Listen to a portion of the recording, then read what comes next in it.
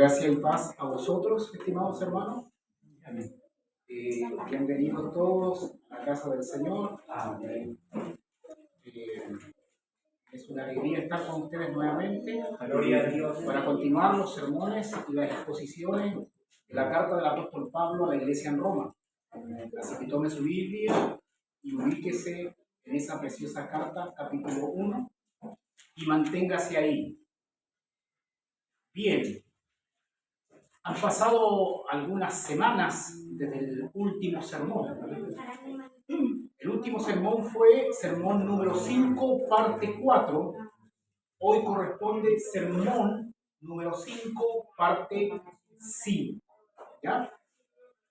A ver, he dado algunas ilustraciones iniciales con respecto al sermón 5, que ya son claras, ustedes ya saben las ilustraciones que he usado, pero vamos a usar una en esta ocasión que tiene el mismo propósito para traer aún más luz a la exposición. ¿Ya? Imagínense, yo les contaba en realidad, les cuento esto, yo les contaba a una persona en mi trabajo lo siguiente. Yo le decía, imagínate un auto que va bajando en una cuesta. Imagínate un auto que va bajando en una cuesta. Pero las características de este auto es que no lleva conductor. Una cuesta muy pronunciada. Una cuesta muy larga. Con precipicios a los costados. Va bajando, no lleva conductor. Yo le decía a esta persona X, ¿cuál crees tú que será el final de ese auto? ¿Qué nos dice el sentido común? Una catástrofe. Se va hacia un lado, cae en el precipicio. ¿Cierto? Sentido común. Ella llegaba a este mismo sentido común. Yo le decía, ahora hazte la idea que este auto representa a la sociedad. A la sociedad de todos los tiempos, de todos los lugares.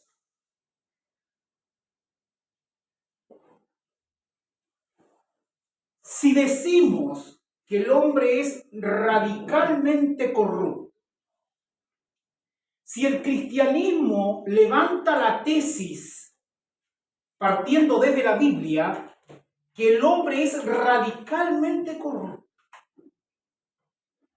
sea a nivel personal, sea a nivel grupal, como comunidad, sea a nivel de sociedad. Si esta tesis del cristianismo es verdad, que el hombre es radicalmente corrupto, que el hombre es pecador, que el hombre es pecador por naturaleza, por imputación, por actos, por comisión o por omisión. Entonces, ¿por qué la sociedad, con tantos milenios de historia, aún no se ha destruido en términos absolutos? Si el cristianismo predica que el hombre es radicalmente corrupto, si eso es verdad, uno esperaría, lógicamente hablando, que nos hubiéramos matado hace rato. Amén. En términos absolutos me refiero. Sin embargo, la evidencia empírica muestra que no nos hemos matado en términos absolutos.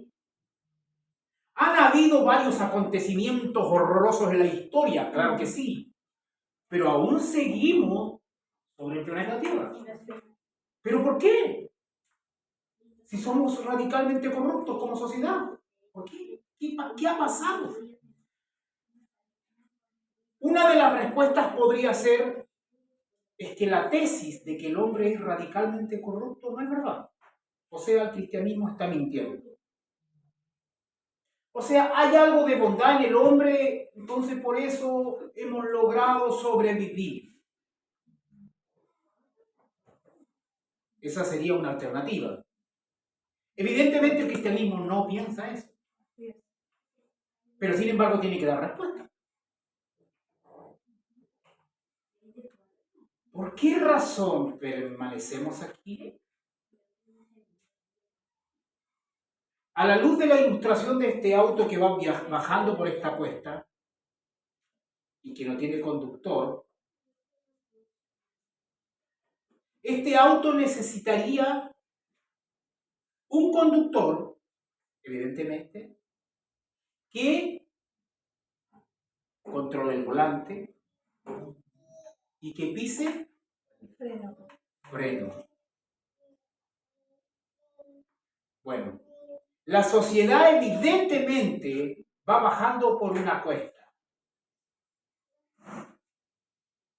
La diferencia está que a pesar de que la sociedad es corrupta y pecadora,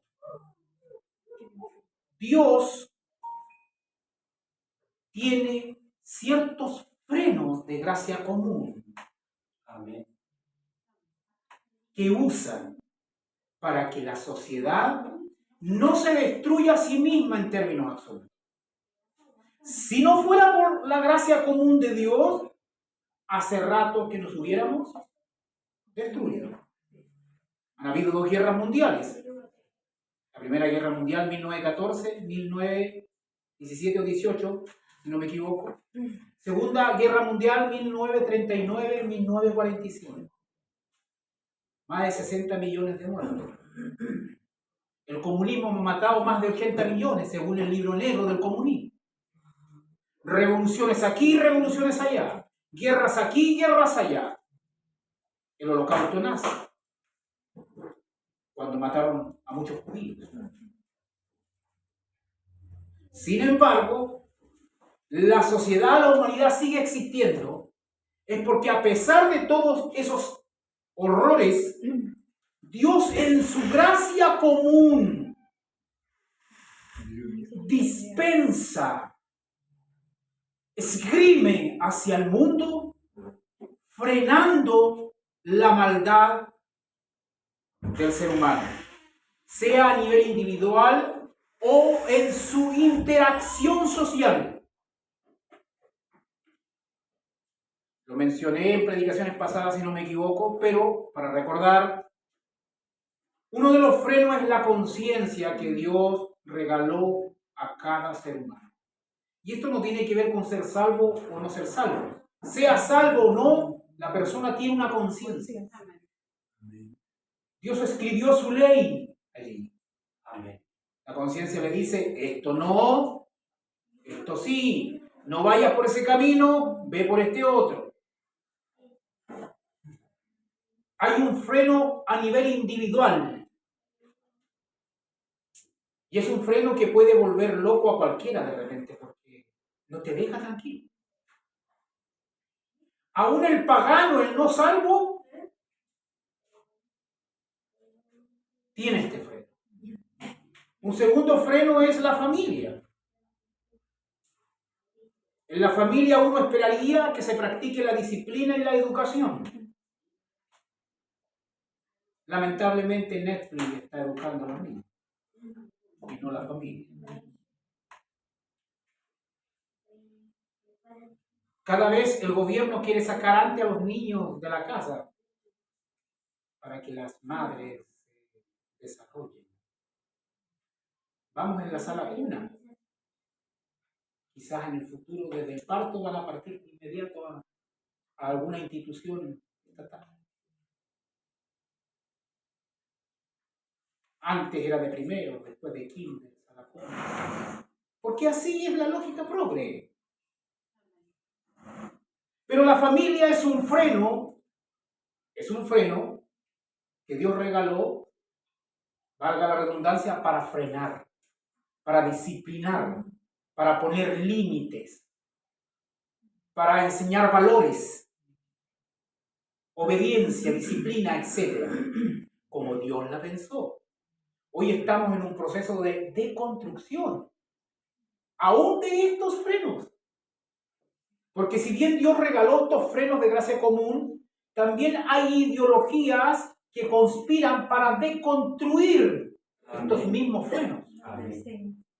También hay un tercer freno, el gobierno civil, que su principal función es limitar, erradicar la violencia en la sociedad. Dios le entregó la espada al gobierno civil, eso lo vamos a ver en el capítulo 13 de Roma. Y finalmente está la iglesia. La iglesia como cuerpo de Cristo en el mundo, pero en sus expresiones locales y geográficas como las iglesias locales, que también son sal y luz del mundo. Porque uno esperaría lógicamente que cuando Dios salve a alguien, ese alguien viva de acuerdo a las normas de Cristo. Y eso produce un cierto freno. Un cierto freno. Entonces hay al menos 4 frenos que no permiten que este auto llamado sociedad caiga en el despeñadero. Dios despliega su gracia común por el mundo. Ahora, cada vez que Dios quita el pie del freno, suelta el freno unos grados, sea a nivel de conciencia, sea a nivel de familia, sea a nivel de gobierno civil, e incluso cuando la iglesia pierde su norte y empieza a hacer cualquier cosa menos lo que tiene que hacer, en alguna medida eso se llama juicio de Dios. El retiro de Dios es cuando Dios quita un poco el pie del freno. Y cuando Dios quita el pie del freno se empieza a manifestar lo que naturalmente es el ser humano, a nivel individual o a nivel colectivo. Bajo esta lógica bíblica teológica, uno tendría que analizar los acontecimientos de la historia bajo una cosmovisión judeo-cristiana. Yo siempre he dicho que al menos en Chile se nos enseñaron a aprender versículos de memoria, que no está mal. Los típicos juegos de espada. ¿Quién pilla primero el versículo? Pero no se nos enseñó, dejando las excepciones fuera, no se nos enseñó a pensar bíblicamente. Yo conozco gente que son memoriones con la Biblia, pero viven como paganos. Amén. Versículo que se lo saben al tiro,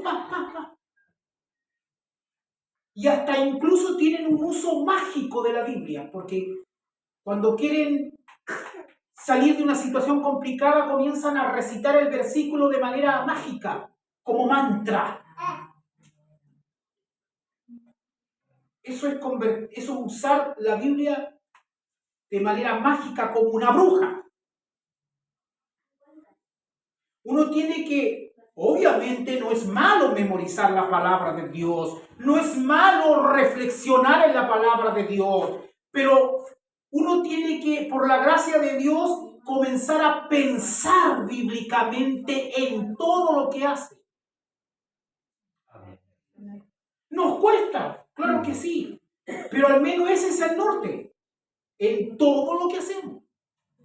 Hay gente bipolar, permítanme usar ese término de la psicología o psiquiatría, de manera ilustrativa, porque viven una doble moral. Tienen una moral el domingo y una moral distinta del lunes a sábado.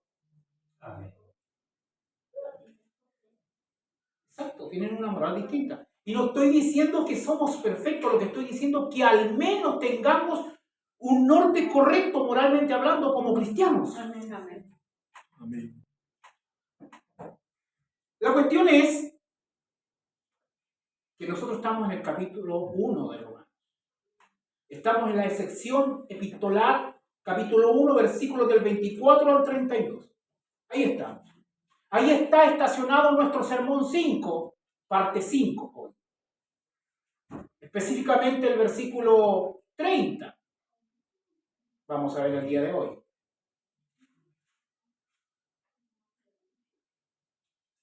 ¿Cuál es la tesis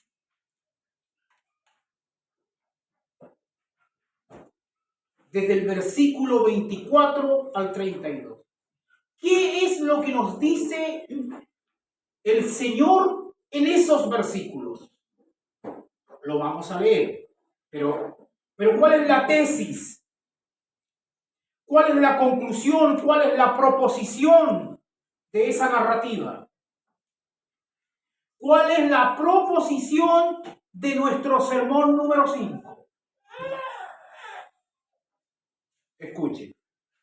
Por cuanto los gentiles no adoraron a Dios como creador, en obediencia a la revelación general, y en su lugar adoraron a la creación, Dios los entrega en 3 aspectos judiciales, quitando sus frenos morales.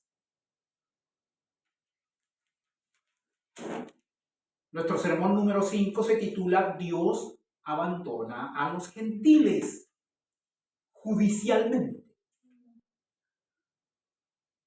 ¿Por qué razón? No nos olvidemos que ya hemos visto en los sermones anteriores que la humanidad Dios la categoriza en gentiles, judíos e iglesia. A los gentiles que estaban expuestos a la revelación general. ¿Qué es la revelación general?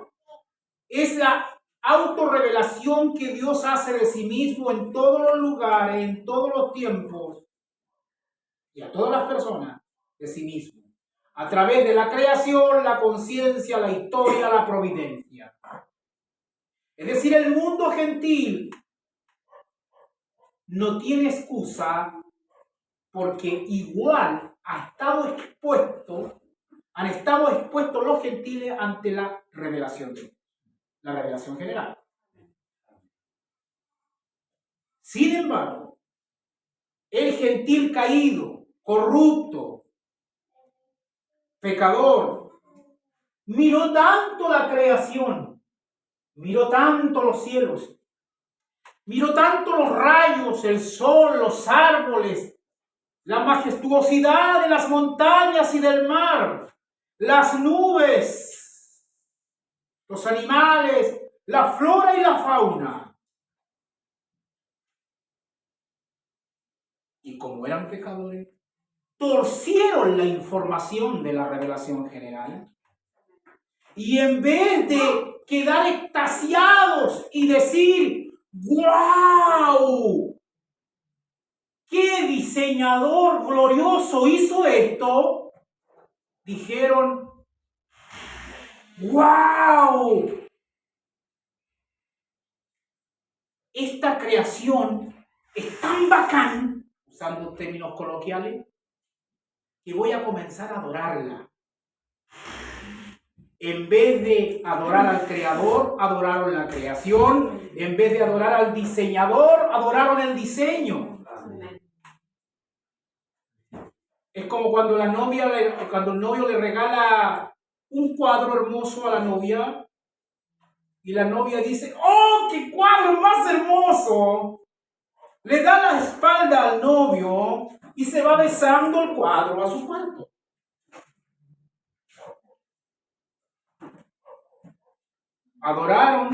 Adoró más el regalo que al regalador.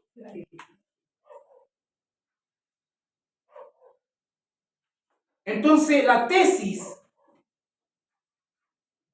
desde el versículo 24 al 32 está: por cuanto los gentiles no adoraron a Dios como creador en obediencia a la revelación general, y en su lugar adoraron a la creación, Dios los entrega, aquí hay una palabra importante, entrega. Dios los entrega en 3 aspectos judiciales, quitando sus frenos morales. O sea, Dios retiró el pie del freno de forma significativa. Obviamente no en términos absolutos, porque si no el auto se cae en el despeñadero. Pero sí retira su pie de forma significativa, y eso se conoce como juicio, abandono de Dios, cuando Dios abandona una sociedad. En capítulo 1 de Romanos, Dios no abandona al hombre de manera individual en forma de juicio, aunque pudiera estar implícito. Sin embargo, el sentido es que Dios abandona al gentil en sentido colectivo, como sociedad. Y las implicancias de que Dios abandone a una sociedad son significativas. Acompáñenme ahora a Romanos, capítulo 1, versículo 24. Romanos capítulo 1, versículo 24 al 32. No vamos a profundizar mucho en la introducción a Romanos, porque ya en los sermones anteriores he dado algunas pinceladas, así que ahí en mi canal de YouTube pueden encontrar la introducción. Romanos 1:24, le invito a que se pongan de pie. El 32 dice así: por lo cual también Dios, palabra importante, los entregó a la inmundicia en la concupiscencia de sus corazones, de modo que deshonraron entre sí sus propios cuerpos, ya que cambiaron la verdad de Dios por la mentira, honrando y dando culto a las criaturas antes que al Creador, el cual es bendito por los siglos. Amén. Por esto Dios, palabra importante, los entregó a pasiones vergonzosas, pues aún sus mujeres cambiaron el uso natural por el que es contra natural. Y de igual modo también los hombres, dejando el uso natural de la mujer, se encendieron en su lascivia unos con otros, cometiendo hechos vergonzosos hombres con hombre, y recibiendo en sí mismo la retribución debida a su extravío. Y como ellos no aprobaron tener en cuenta a Dios, palabra importante, Dios los entregó a una mente reprobada para hacer cosas que no convienen, estando atestado de toda injusticia, fornicación, perversidad, avaricia, maldad, llenos de envidia, homicidios, contiendas, engaños y malignidades, murmuradores, detractores. Aquí va a estar centrado el mensaje de hoy.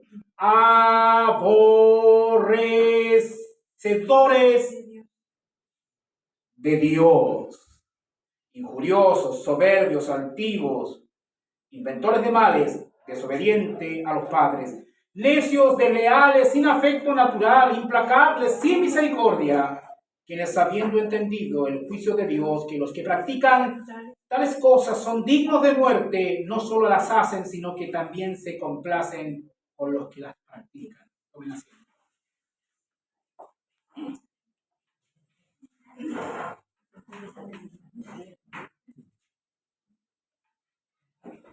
Nosotros en el sermón 5 tenemos 4 grandes puntos.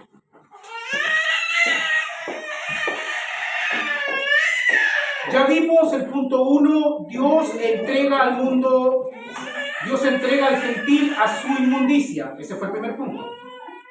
Dios entrega al gentil a su inmundicia. Segundo punto, Dios entrega al gentil a sus pasiones vergonzosas. Tercer punto en el cual estamos, sermón número 5, parte 5. Dios entrega al gentil a una mente reprobada. Y el punto final, la culpabilidad dolosa del gentil, que probablemente se desarrollará en los 2 últimos sermones, si Dios quiere. En las 2 últimas partes del sermón 5, si Dios quiere. ¿Ya? Ahora, centrémonos un poquito desde el versículo 29 al 30. 1, 29, 30. Porque nosotros estamos en el punto 3, que es Dios entrega al gentil a una mente reprobada.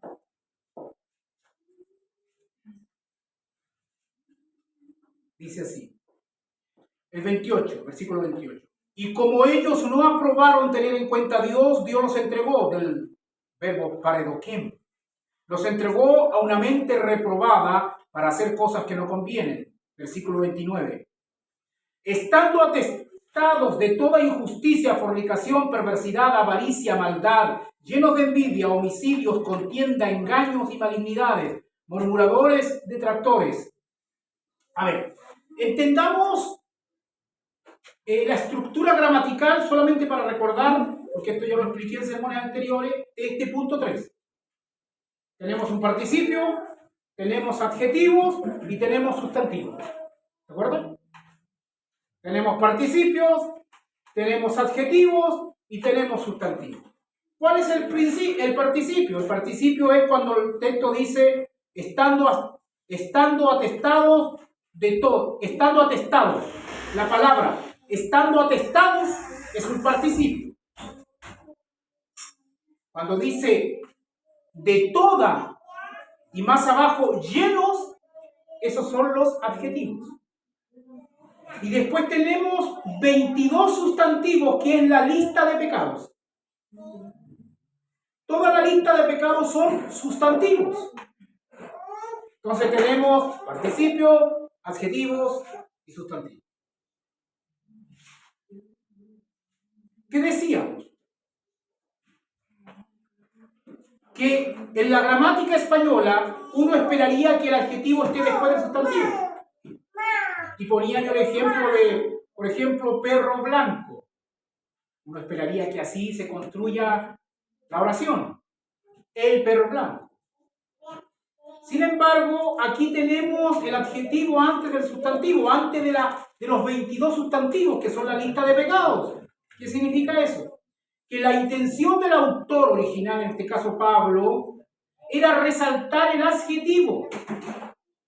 Si bien es cierto, nombra los 22 pecados, pero lo que quiere resaltar es que el mundo gentil está lleno de este pecado, lleno de este otro pecado, lleno de este otro pecado. Es decir, que el mundo gentil está lleno de toda injusticia, lleno de toda fornicación, lleno de toda perversidad, etc. Es decir, lo que se resalta es el adjetivo. Que no solo son pecadores, sino que son completamente pecadores. Ese es el punto.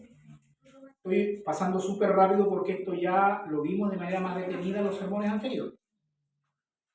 Bien.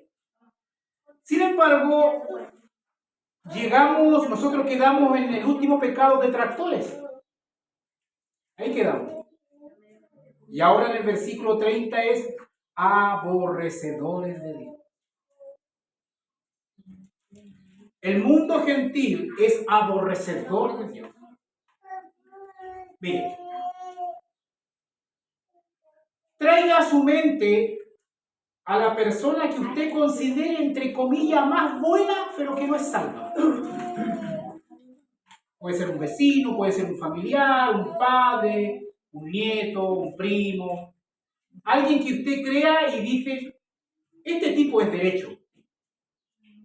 O al menos es más derecho que el resto. Traiga a su mente a una persona que usted conozca, que ha hecho buenas obras socialmente hablando. Traiga a don Francisco, por ejemplo, a su mente.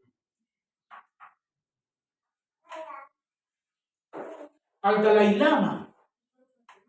Algunos lo consideran una persona buena.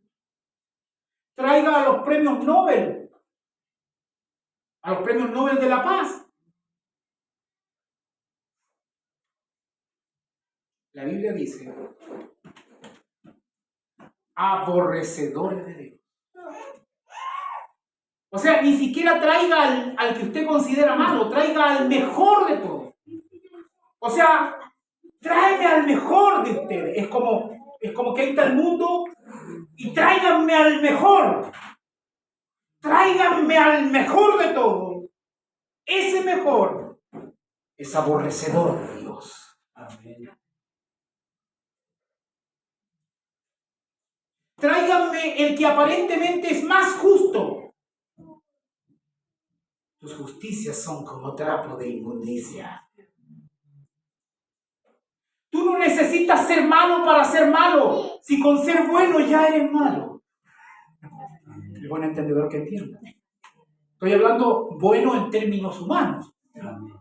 Tráeme al más bueno de los hombres, desde un punto de vista humano caído, y te mostraré a un hombre corrupto, a un hombre pecador, a un hombre que no vive para la gloria de Dios, a un hombre que escupe al cielo, a un hombre que vive de espaldas a Dios. Porque la tesis de Pablo, la tesis inspirada es que el gentil es aborrecedor de Dios.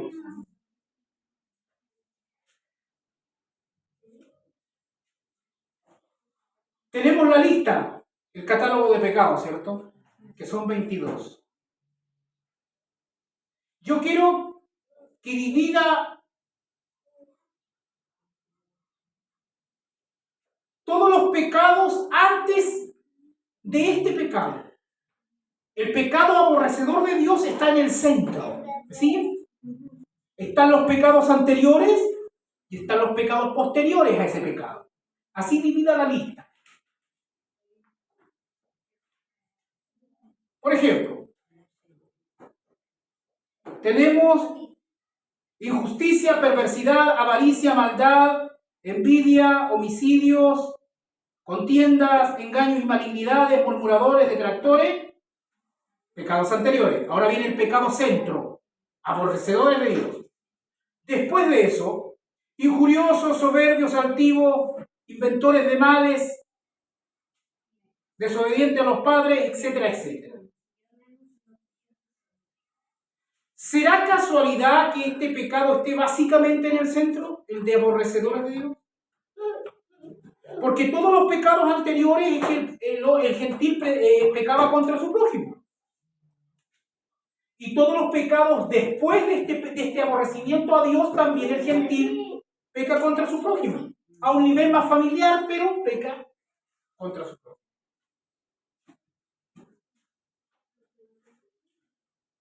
Pero el pecado de los pecados, que llamo yo, está en el centro. Aborrecedores de Dios. A la luz de este entendimiento, quiero que me acompañe a Primera de Juan 4:20.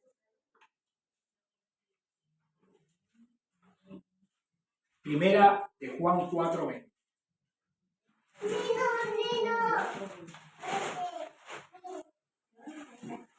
Primera de Juan 4:20. Primera carta del apóstol Juan 4:20. No el libro de Juan, sino Primera de Juan 4:20.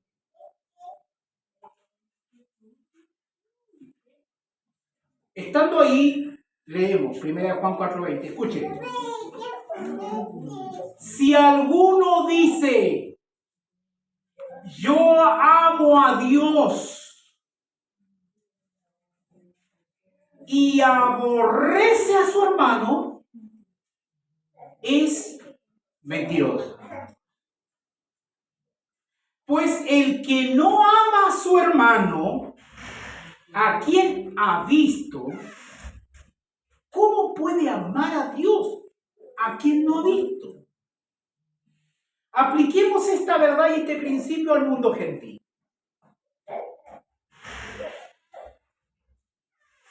Antes del pecado de aborrecer a Dios, el gentil pecaba contra su prójimo, o sea, contra su hermano de creación. Los gentiles son hermanos de creación, fueron creados por Dios. O sea, si el gentil al pecar contra su hermano gentil o prójimo no lo está amando, ¿cierto? ¿Qué significa eso? ¿Qué significa que el gentil no ame a su hermano gentil? ¿Significa solo que no lo ama a él, punto? No. Que el gentil no ame a su hermano gentil significa en el fondo que aborrece a Dios.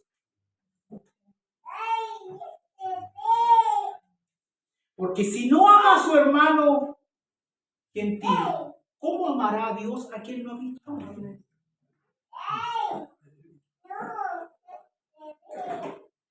O sea, si el vecino odia al vecino, en el fondo, entre comillas, no está odiando al vecino, está odiando a Dios. Amén. A veces el hombre esconde su odio a Dios desquitándose con su prójimo.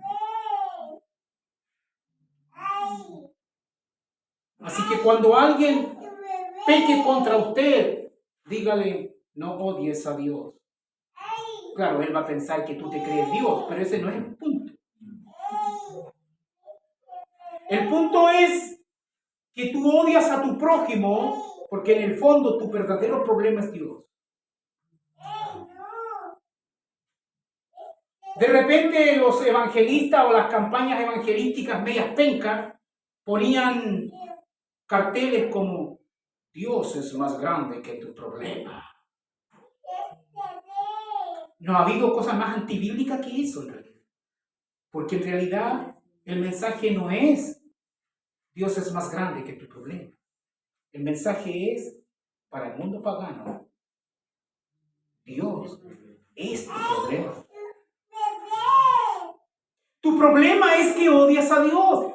Tu vecina no es tu problema. Por más escandalosa que sea tu vecina. Tu compañero de curso no es tu problema. Tu verdadero problema no es el que te hace bullying en la escuela. Tu verdadero problema es Dios. Te desquitas con tu prójimo porque odias a Dios. Andas enrabiado todo el día, enojado, y reaccionas mal contra tu prójimo. Choreado. Pero en el fondo es porque estás descontento con Dios. Amén. El gentil está descontento con Dios. ¿Por qué cree usted que los que entran a asaltar a cualquier parte asaltan? Están descontentos de que Dios no les da cosas. No me queda otra que robar porque mi trabajo me da ahí. ¿Me sigue? El verdadero pecado que está en el sótano de los pecados, que se esconde detrás de los pecados al prójimo, es que el ser humano aborrece a Dios. Amén.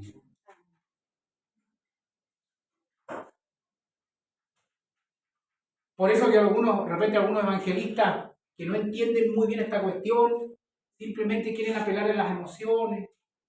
Que tu vecino quizás te hizo esto, que quizás te miraron mal, que tu hermano te saludó en la iglesia.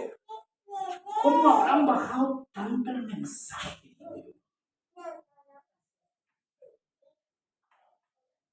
No, vamos a la raíz de la cuestión, vamos a la raíz. El hombre escupe contra el cielo desde su nacimiento. El hombre es pecador y aborrece al cielo. El hombre aborrece a Dios. El problema del hombre es Dios. Dios es su problema. El hombre quiere sacar a Dios de su vida. Quiere sacar a Dios de su familia. Quiere sacar a Dios de la sociedad. Quiere dejar a Dios fuera del campamento. El hombre, su problema es Dios. El hombre no quiere nada con Dios. Ese es el problema. Que la depresión, que aumentan los psiquiatras, que aumentan los psicólogos, que aumenta esto, que terapia para allá, que terapia para acá, listas de terapia y tantas terapias. ¿Saben por qué existen tantas terapias? Porque ninguna funciona.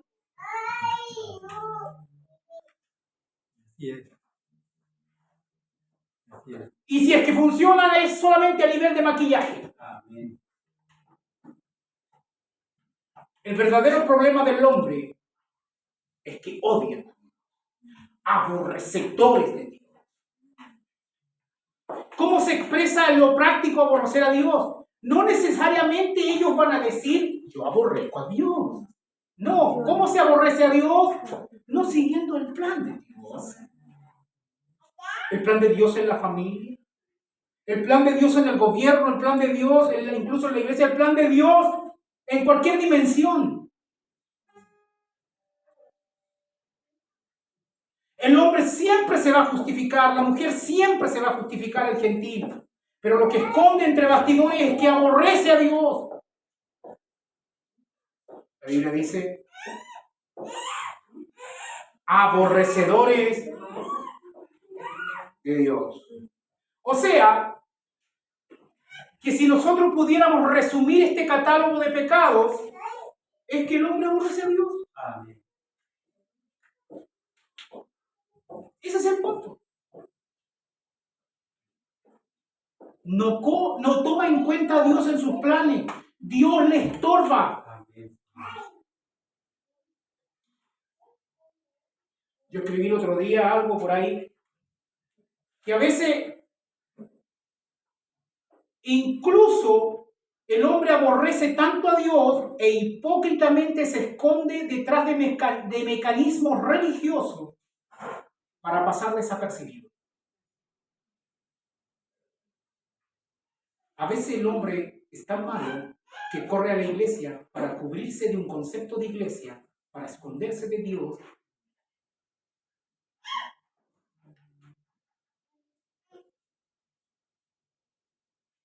A veces incluso se pueden esconder detrás de una Biblia.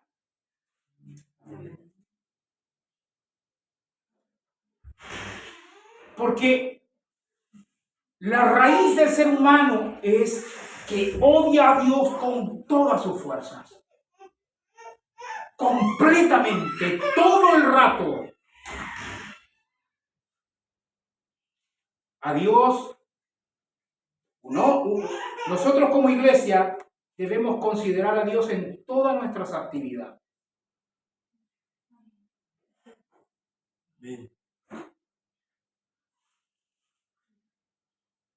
El del negocio de la esquina me dio 10 pesos de más. ¿Qué haces? 10 pesos. Providencia, dijo alguien.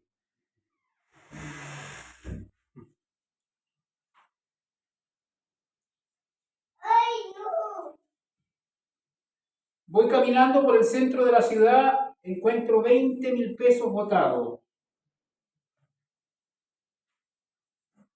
Y allá a la esquina va pasando una pareja de carabineros. ¿Qué haces?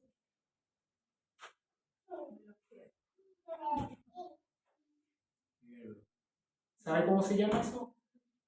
De acuerdo a nuestra legislación, hurto de hallazgo. Hurto de hallazgo. No solo pecó contra Dios, pecó contra la ley. Usted tiene que entregar lo que encuentra.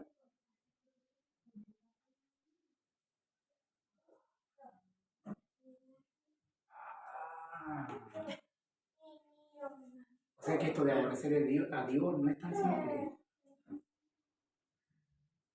Un día yo estaba trabajando de guardia de seguridad en el mercado de Osorno y nos comunicábamos por radio. Habíamos varios guardias y un supervisor. De repente encontré 500 pesos en el suelo, obviamente. 10-4 acá, 10-4. Se acaba de encontrar 500 pesos botados en el suelo. Todos los otros guardias se reían.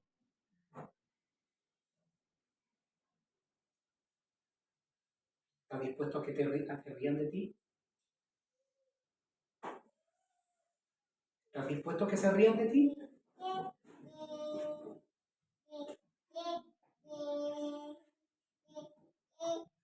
¿Cómo disfruté esas risas? Entregué los 500 pesos.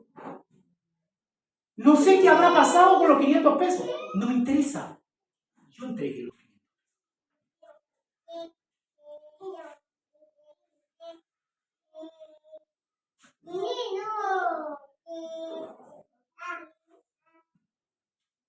Pero eso es porque uno ha entendido cómo debe actuar un cristiano, y tampoco eso me hace mejor en cuanto a mérito de salvación.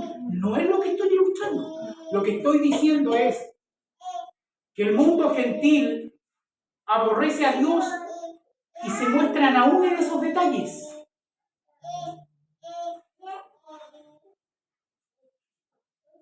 Aborrecedores de Dios. Ahora, después continúa y dice, injuriosos. Injuriosos.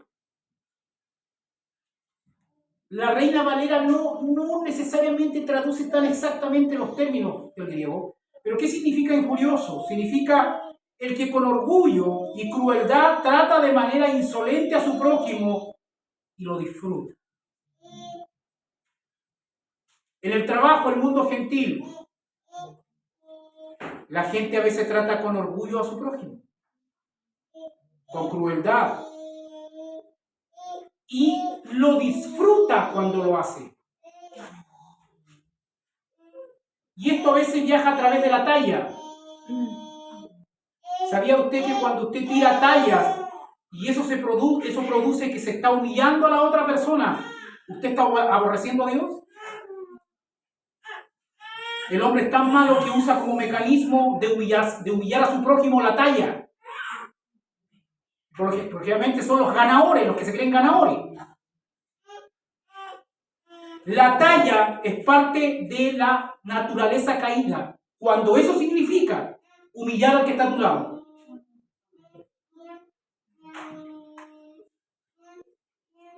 Una cosa reírme con mi hermano, otra cosa reírme de mi hermano. En el mundo gentil, eso es pan de cada día. El bullying en el colegio, el mobbing en el trabajo.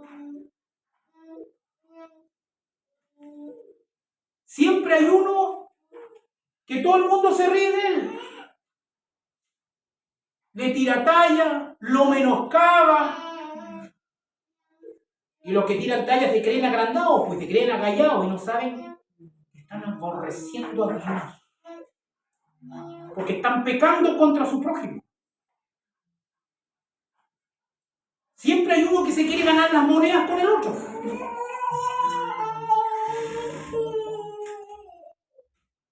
Si aborreces o pecas contra tu prójimo,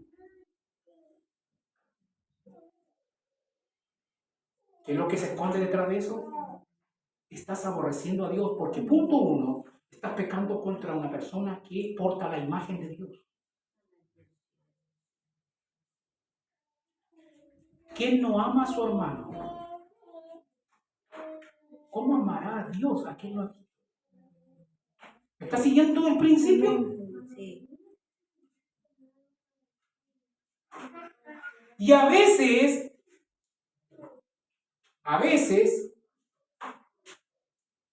esto lleva a un disfrute, porque cuando alguien humilla a su prójimo en cualquier dirección o en cualquier forma, hay un disfrute porque hay una estimulación del ego.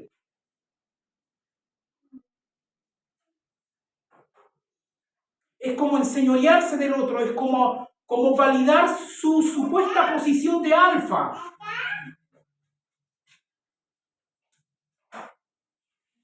Soberbios. El que promete con el fin de vanagloriarse y obtener ganancias personales. Eso es lo que significa en realidad a nivel del griego. El gentil promete con el fin de vanagloriarse y obtener ganancias personales. Es el que vende la pomada en los negocios. Por ejemplo, el que promete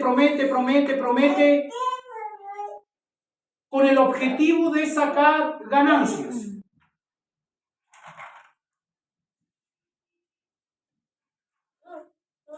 ¿Conoce gente así? Todos los gentiles son así. En algunos se manifiesta más, en otros menos. Pero aquí la tesis es que esto sucede en el mundo gentil. ¿Pero quién es lo que esconde esto? Aborrecer a Dios. El que promete con el fin de vanagloriarse y obtener ganancias personales.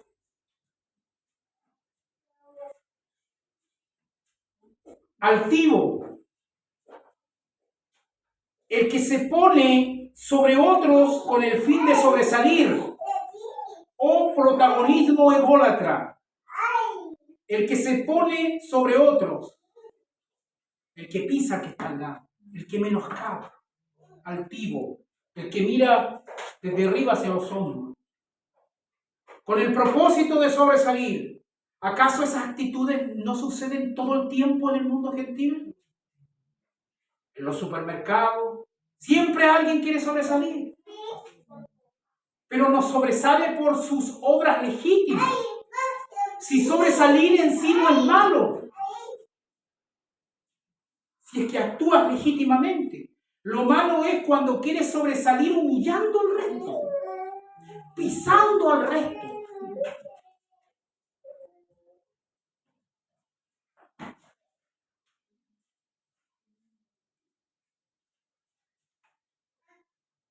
El que se pone sobre otros con el fin de sobresalir. O protagonismo ególatra.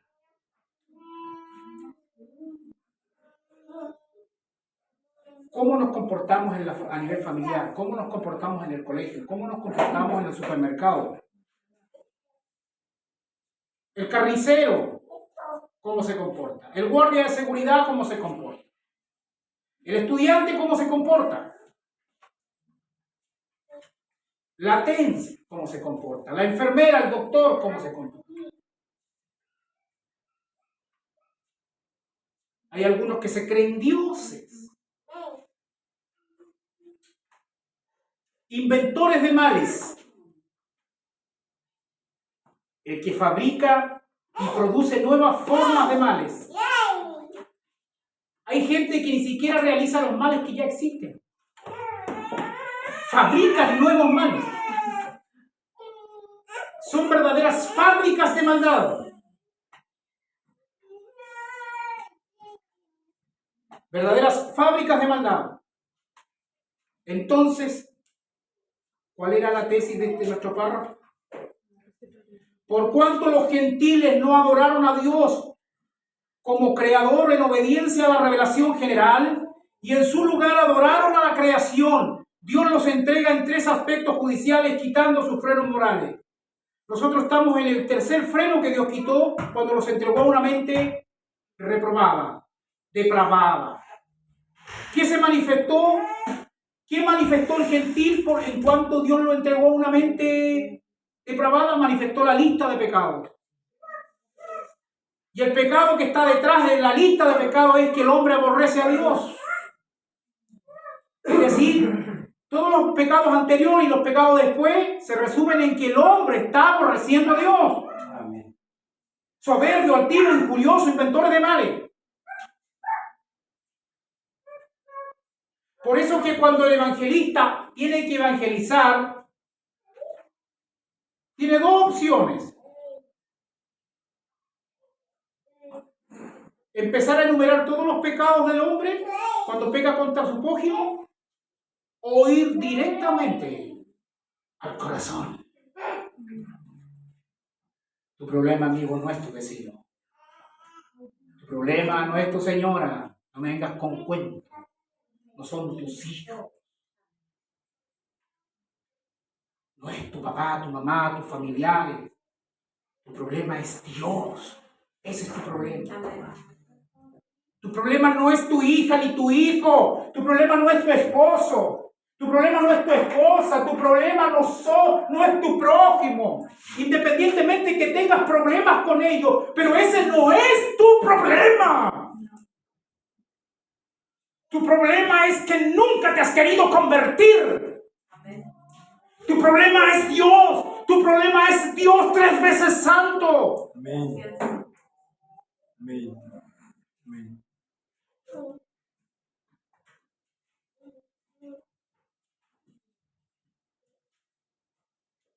Pero Dios pagó por los pecados. Amén. Esa es la buena noticia, ese es el Evangelio. Ese es el Evangelio. Que Cristo murió en tu lugar para borrar la lista de pecados del mundo gentil. Él tomó esta lista y la clavó en la cruz, todos los decretos que te apuntaban. Gracias, Señor. Cristo los clavó en la cruz. Amén. Como dice alguien, teológicamente hablando y reflexionando, el primer Adán en el huerto de Edén le dijo a Dios, teológicamente hablando, esto no está literalmente en la Biblia, pero teológicamente hablando, mi mujer es culpable. Él se excusó y dijo, mi mujer es culpable. La mujer que me dijo. En cambio, el postrer Adán, Cristo, en la cruz, teológicamente hablando, es como que dice, ella no es culpable, cúlpame a mí. Amén.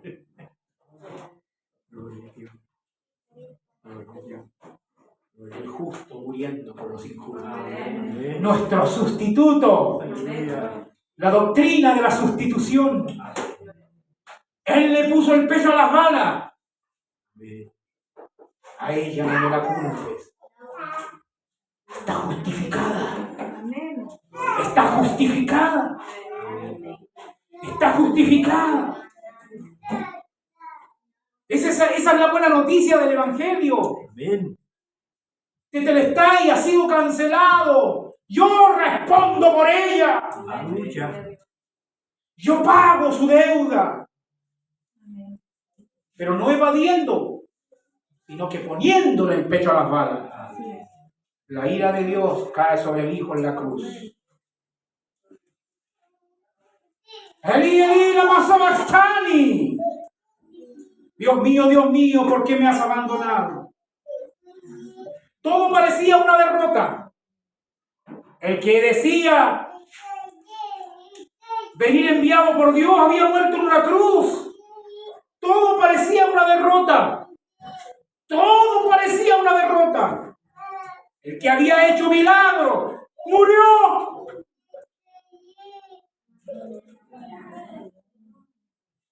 Oh, Jesús. Todo el reino de las tinieblas aplaudía y celebraba su victoria.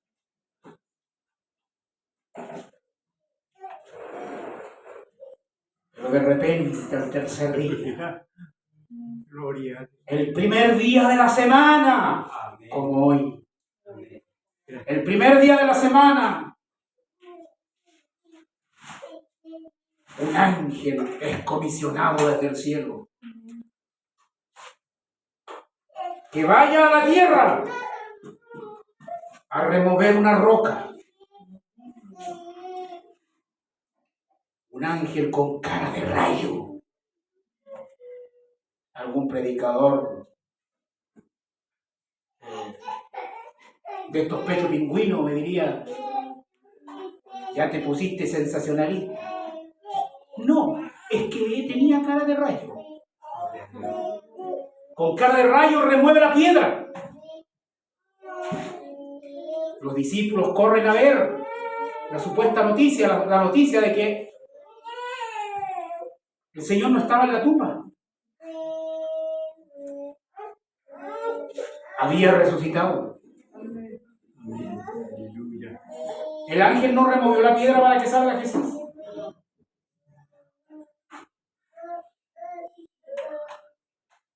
Nunca crea que el ángel movió la piedra para que Jesús pudiera salir. Removió la piedra para que los otros pudieran entrar. Y ver que había resucitado. Gloria a Dios. Aleluya. Victoria ha resucitado. El que le puso el pecho a las balas ha resucitado. El que murió por su novia ha resucitado. El que murió como sustituto ha resucitado. Amén. El que hacía milagros parece que no era chanta ha resucitado. Amén. Amén. Amén. El que se dejaba golpear ha resucitado. El que se burlaban de él y él no respondía ha resucitado.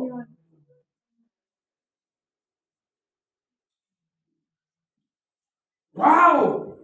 Ha resucitado. ¿Qué significa la resurrección? La resurrección significa que el Padre aceptó el sacrificio. Amén. Que le dijo, estoy satisfecho. Amén. Estoy de acuerdo con tu obra. Amén. La resurrección es la boleta de garantía, la boleta que indica que el precio ha sido pagado, que el Padre ha aceptado el sacrificio en la cruz. Gloria Por eso que la iglesia, cuando se reúne el primer día de la semana a celebrar el culto, no se reúne a celebrar el cumpleaños del hermano X. No se reúne para cantar ¡cumpleaños feliz! No seamos penca con el primer día del Señor. Así es, Señor. Tampoco nos reunimos para celebrar un aniversario penca. El servicio del primer día de la semana tiene como propósito decirle al mundo, tiene como propósito celebrar la resurrección de aquel que venció, de aquel que murió en la cruz, de aquel que un día vendrá como león y trastornará las naciones. El primer día de la semana es para celebrar bautismo si es necesario, para celebrar la Santa Cena, para anunciar la venida del Señor. No le pongamos más, no le quitemos, no le hay que añadirle, no hay que ponerle, no hay que añadirle, no hay que ponerle, no hay que añadirle, no hay que ponerle, no hay que añadirle, no hay que hacerlo entretenido, no hay que hacerlo fome. Simplemente se adora a aquel que ha resucitado y vienen los santos a escuchar la palabra de Dios para ser glorificados y formados y para que así lleven el evangelio al mundo. Amén. Antes del servicio, después del servicio, hagamos lo que queramos, celebremos, practiquemos costumbres cristianas, no hay ningún problema, pero no adulteremos el servicio del Señor. Amén. No seamos creativos. Amén. Algunos hasta hacen danzan en algunas iglesias, coreografía, penca. No entienden lo que significa el primer día de la semana. Así es. ¿Cómo que les queda poco el significado? ¿Acaso creen que es poco el significado? El que vino resucitó, Amén. pagó la deuda, hermano. Nuestro novio está vivo. Amén.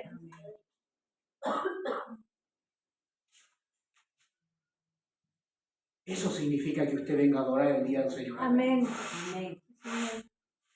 Cristo está vivo. Gloria a Dios. Ahora, como iglesia, esto nos sirve para practicar un correcto evangelismo al mundo. Tesis número 1. El gentil, detrás de todos sus pecados, aborrece a Dios. Buena noticia. Cristo pagó por ese pecado. Amén. Para que los beneficios del pago de ese pecado sean transferidos a tu cuenta, hay una condición. Cree en el Señor Jesucristo. El que cree en el Hijo tiene vida eterna. Pero el que rehúsa creer en el Hijo, la ira de Dios está sobre él. Yo no digo que a nivel personal sea fácil vivir el día a día, pero de repente somos tan impulsivos como la partida del caballo inglés. ¿Sabes cómo es la partida del caballo inglés? Parte con escándalo. Y la partida todo el mundo ve, este va a ganar. Y de repente, ¡plop!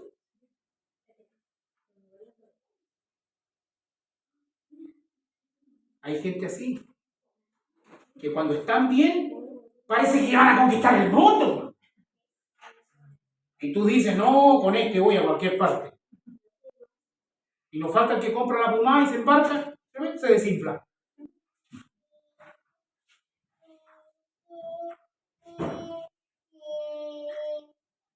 Nosotros tenemos que, por la gracia de Dios, madurar.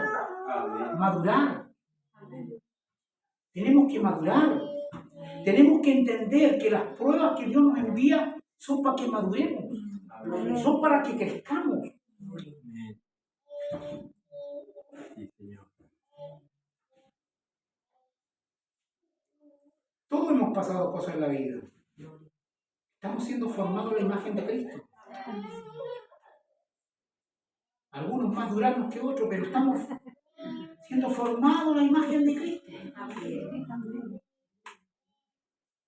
Yo soy súper durano. Ahí está el yunque.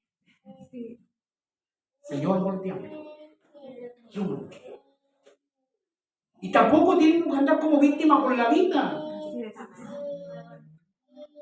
Porque tú puedes estar reclamando por un problema que te está pasando y puede haber otro hermano a tu lado que no reclama nada, pero lo ha pasado 10 veces peor. Digo, ¿qué olida? ¿Te acuerdas de Pablo? Cuando los otros se creían que esto, lo otro, permitirme un momento de locura. Cuidado, permitirme un momento de locura. Porque en una de esas te saco mi currículum. Pero hablaré como loco. Pero ¿para qué?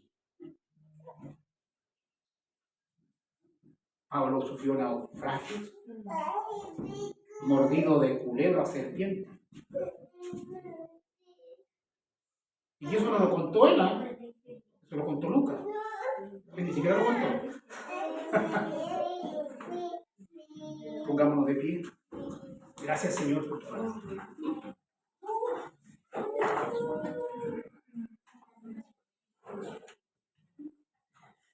Señor, hemos entendido que el mundo gentil es pecador, completamente. Pero que detrás de todos esos pecados está el pecado de aborrecer a Dios. Nosotros como iglesia también entendemos que fuimos gentiles en ese sentido y estuvimos en la misma condición.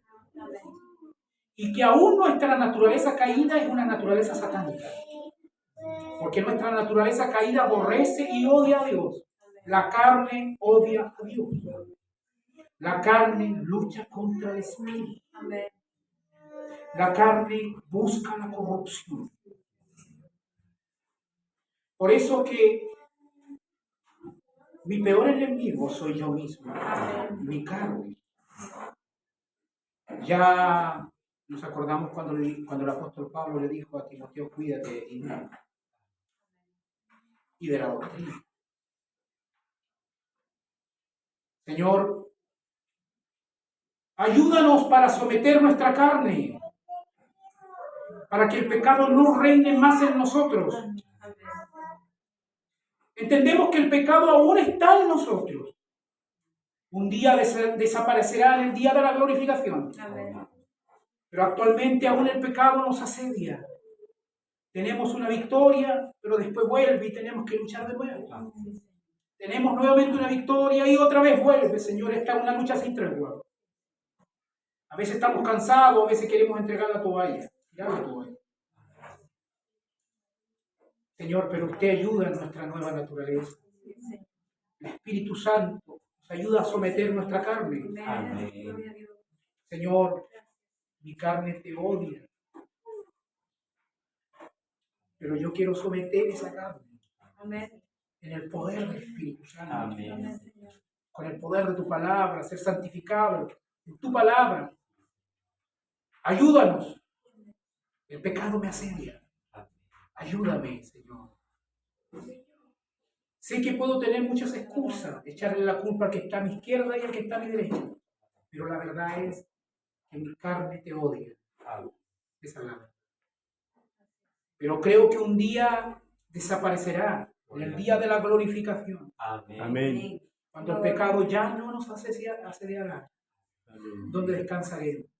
Amén. Gracias. Gracias porque al salvarnos nos libraste de la paga del pecado. Amén.